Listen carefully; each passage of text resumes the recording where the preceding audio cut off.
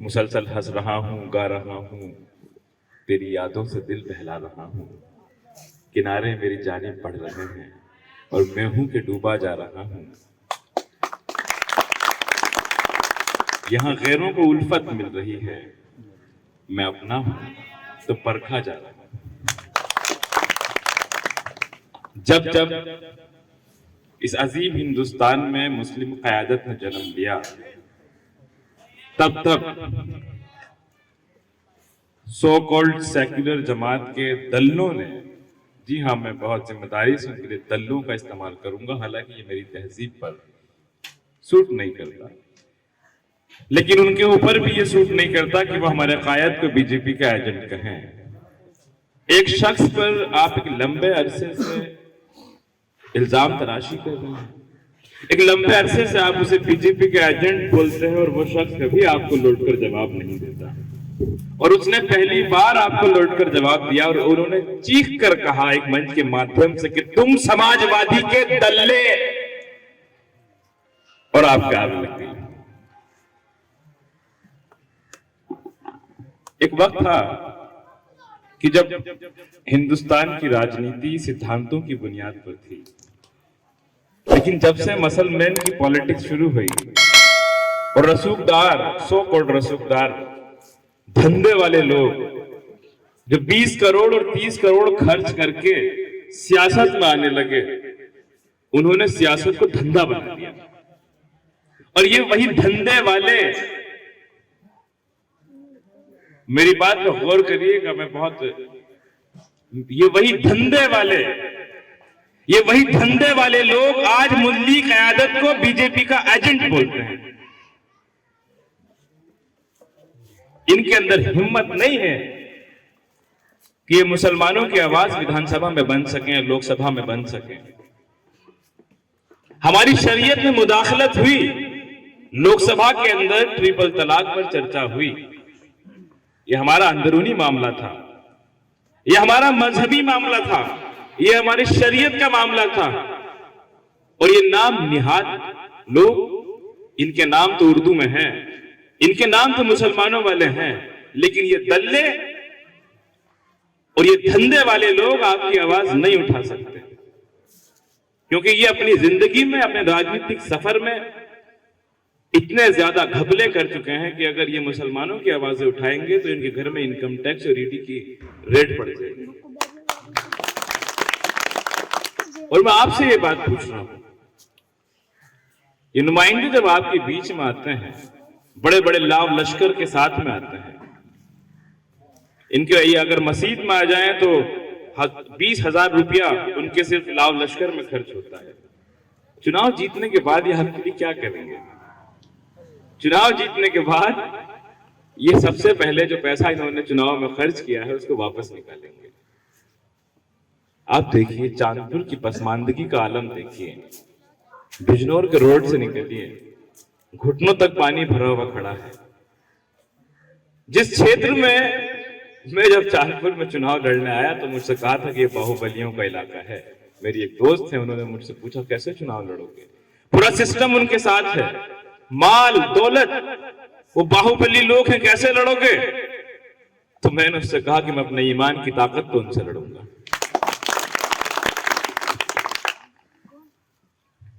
जिस क्षेत्र में राज्य मंत्री का दर्जा जिस विधायक के पास हो, उस क्षेत्र की पसमानदगी का यह आलम है। लेकिन मैं आपको एक बात आज बताता हूं कि क्षेत्र की पसमानदगी अहम नहीं है, जहनों की पसमानदगी अहम है। जिस वक्त आप अपने जहनों को खोल लेंगे तो आपका क्षेत्र खुद ब खुद विकास करेगा, क्योंकि आपके जहन खुल चुके होंगे।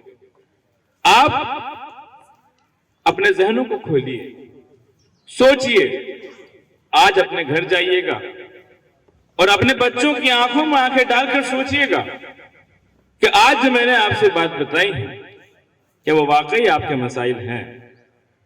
आपके बीच में आएंगे और आपसे कहेंगे, वोट की अपील करेंगे। मैं किसी पर तंज नहीं करना चाहता और ना ही मेरी ये पर्सनालिटी है कि मैं किसी पर तंज करूं, लेकिन सच्चाई से आपको रूबरू कराना भी मेरा फर्ज है। बहुत सी पार्टियां चुनावी मैदान में हैं। मैं एक एक करके शुरू करूंगा। कांग्रेस ने पिछले 72 सालों में मुसलमानों के साथ जो सुलूक किया है, राम मंदिर यकीनन, बाबरी मस्जिद तोड़ने वाले यकीनन आरएसएस के, बजरंग दल के लोग हुए होंगे और शिवसेना के लोग हुए होंगे, लेकिन उनको छूट देने वाली अगर कोई पार्टी थी तो वो कांग्रेस थी। वहां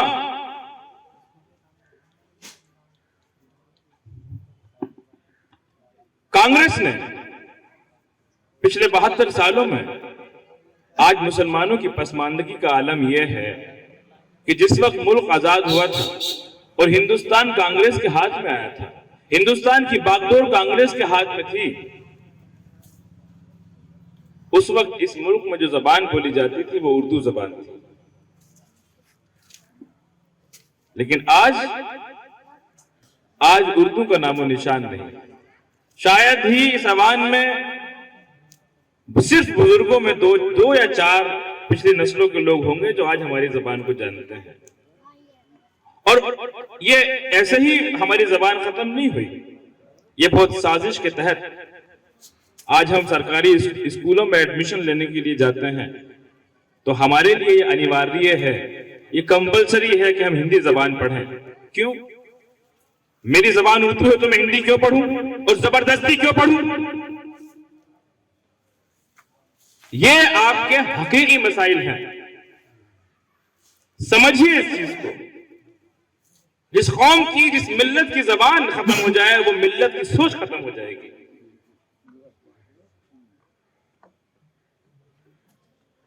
समाजवादी पार्टी की बात करूं, समाजवादी पार्टी आज हमारे मुसलमानों के वोट की भीख से कामयाब होने वाले ये लोग जब मुसलमानों के मसाइल आते हैं तो खामोश खड़े हुए नजर आते हैं।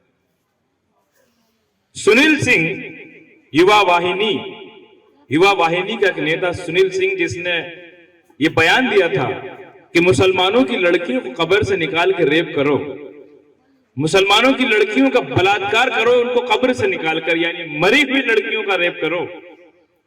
समाजवादी पार्टी ने उसको अपनी पार्टी में ले लिया।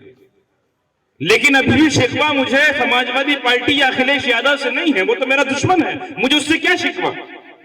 मुझे शिकवा उन नाम निहाद मुसलमानों से है जो उसके बावजूद भी पार्टी के अंदर मौजूद थे। मुझे शिकवा उन मुसलमानों से है, समाजवादी के दल्ले मुसलमानों से है, जो आजम खान को जेल होने पर समाजवादी पार्टी ने कोई आवाज नहीं उठाई और उसके बावजूद भी वो समाजवादी पार्टी में थे और मजलिस इत्तेहादुल मुस्लिमीन आजम खान की लड़ाई लड़ रही थी।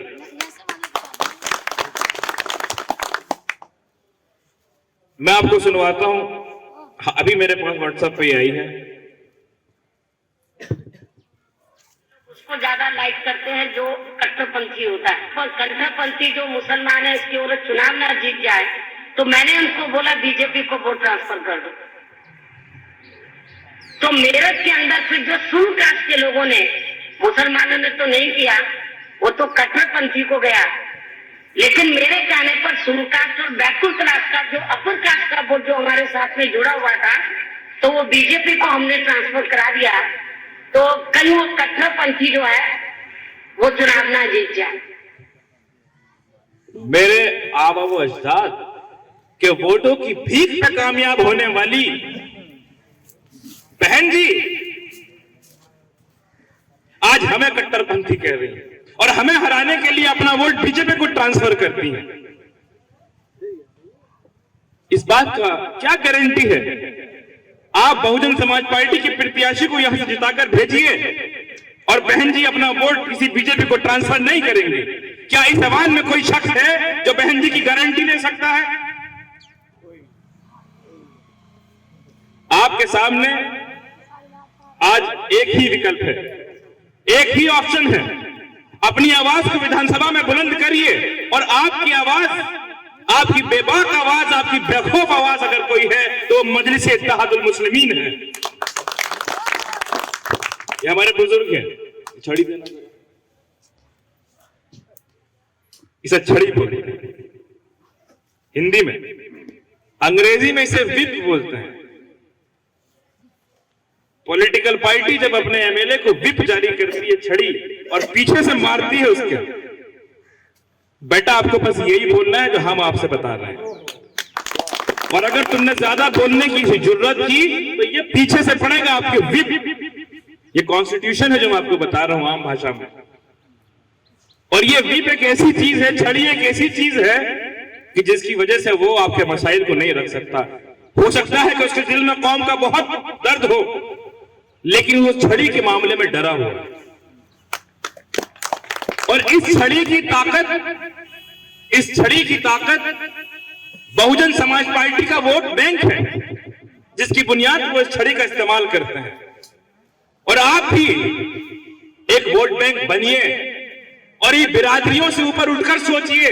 मुनफात एक है इस कौम की, नुकसान भी एक ही, सबका नबी, दीन भी, ईमान भी एक, हरम पाक भी, अल्लाह भी, कुरान भी एक, कुछ बड़ी बात भी होते जो मुसलमान भी एक। फिरका बंदी है कहीं तो कहीं जाते हैं, क्या जमाने में पनपने की यही बातें हैं? तो सैयद भी हो, मिर्जा भी हो, अफगान भी हो, सभी कुछ हो, ये बताओ कि तुम मुसलमान भी हो। एक वोट बैंक बनिए, और जिस दिन आप एक वोट बैंक बनेंगे, आपकी छड़ी में भी वही ताकत होगी जो बहुजन समाज पार्टी की छड़ी में ताकत है, जो समाजवादी पार्टी की छड़ी में ताकत है, जो कांग्रेस की छड़ी में ताकत है। आप एक प्लेटफॉर्म पर इकट्ठा होइए, और एक प्लेटफॉर्म पर इकट्ठा होने के बाद आप जाटों से कहिए और आप बहुजन समाज पार्टी से कहिए कि हमें एमपी नहीं बनना, हमें एमएलए नहीं बनना। मजलिस-ए-इत्तेहादुल मुस्लिमीन कोई एमपी या कोई एमएलए या कोई वजारत की लड़ाई नहीं लड़ रही है। मजलिस-ए-इत्तेहादुल मुस्लिमीन आपके हुकूक की लड़ाई लड़ रही है। जिस दिन आप एक प्लेटफॉर्म पर खड़े होंगे और उस दिन आप आंखों में आंखें डालकर कहेंगे, अखिलेश यादव, हम तुम्हें उत्तर प्रदेश का 20% वोट देते हैं और बताओ कि तुम इसके बदले में हमारे लिए क्या करोगे, उसको कहेंगे हिस्सेदारी। और अगर तुम बिना किसी मुतालबे के उन्हें वोट करते हो तो उसको कहते हैं ताबेदारी, जो पिछले 72 सालों से हम कर रहे हैं। इस ताबेदारी से ऊपर उठने का वक्त है और हिस्सेदारी को समझने का वक्त है। माननीय काशीराम जी ने कहा था कि जिसकी जितनी संख्या भारी उसकी उतनी हिस्सेदारी। आप अपने आप को गठित करिए, एक संगठन में आइए। माननीय काशीराम जी, डॉक्टर भीमराव अंबेडकर जैसे महान दलित विचारकों को पढ़िए और समझिए कि उन्होंने अपने कौम के लिए क्या किया। 5000 साल इस हिंदुस्तान में कौम पर जुल्म और तशद्दुद हुआ। आज हम उस कौम को दलित कौम के नाम से जानते हैं, शेड्यूल कास्ट के नाम से जानते हैं। उन्हें नदियों से पानी पीने की इजाजत नहीं थी, उन्हें सड़क पर चलने की इजाजत नहीं थी। अगर वो सड़क पर चलते थे तो अपने पीछे झाड़ू बांध के चलते थे कि अगर वो चले तो सड़क साफ होती चले। अगर वो वेदों का उच्चारण सुन लें तो उनके कानों में शीशा पिघला के डाल दिया जाता था, और अगर वो वेदों का उच्चारण कर ले तो उनकी जबानें काट दी जाती थी। ये जुल्म और तशद्दुद की वो दास्तान 5000 साल इसी अजीम हिंदुस्तान में थी। और ऐसे में उनके बीच में डॉक्टर भीमराव अंबेडकर जैसी शख्सियत पैदा हुई। और डॉक्टर भीमराव अंबेडकर, उनके लिए जिंदगी बहुत आसान थी। विदेश में पढ़ा लिखा इंसान, वो एक बेहतर नौकरी विदेश में और एक खूबसूरत छोकरी के साथ में जिंदगी गुजार सकता था, लेकिन उस शख्स ने संघर्ष की दुनिया को चुना और वापस आकर अपनी कौम के लिए लड़ा। और बाबा साहब भीमराव अंबेडकर ने हिंदुस्तान का संविधान लिखा, और इसी संविधान की बुनियाद पर मेरे आबा व अजदाद ने फैसला किया कि हिंदुस्तान हमारा मुल्क है, क्योंकि इसके निजाम में डॉक्टर बाबा साहब ने वादा किया कि इसके निजाम में हिंदू मुसलमान सबको बराबर के हुकूक हासिल होंगे। हमारी मसाजिदें महफूज रहेंगी, हमारे मदारिस महफूज रहेंगे, हमारी दरसगाहें महफूज रहेंगी, और हमारे आबा व अजदाद जो कब्रों के अंदर दफन हो महफूज रहेंगे। लेकिन उसके बावजूद बाबरी मस्जिद को शहीद कर दिया गया और हम खामोश तमाशाई बने रहे। हमारी आंखों के सामने हमारी बाबरी मस्जिद को शहीद कर दिया गया। शायद मैं तो उस वक्त इस दुनिया में ना रहूं, या हो सकता है मैं रहूं, लेकिन जो बुजुर्ग यहां मौजूद हैं उन लोगों ने उसको शहीद होते हुए अपनी आंखों से देखा। तो ए अज़ीज़ान मिल्लत के फिर भी तुम्हारी आंखें नहीं खुलती? मुझे गुस्सा उन लोगों पे नहीं है, मुझे गुस्सा तुम लोगों पे है कि उसके बावजूद भी तुम उनके अलम उठाने को तैयार हो, उसके बावजूद भी तुम उनके परचम उठाने को तैयार हो, उसके बावजूद भी तुम ताबेदारी से ऊपर उठने को तैयार नहीं हो। तो बताओ कि तहफ्फुज़ में हमारी मसाजिदें हैं?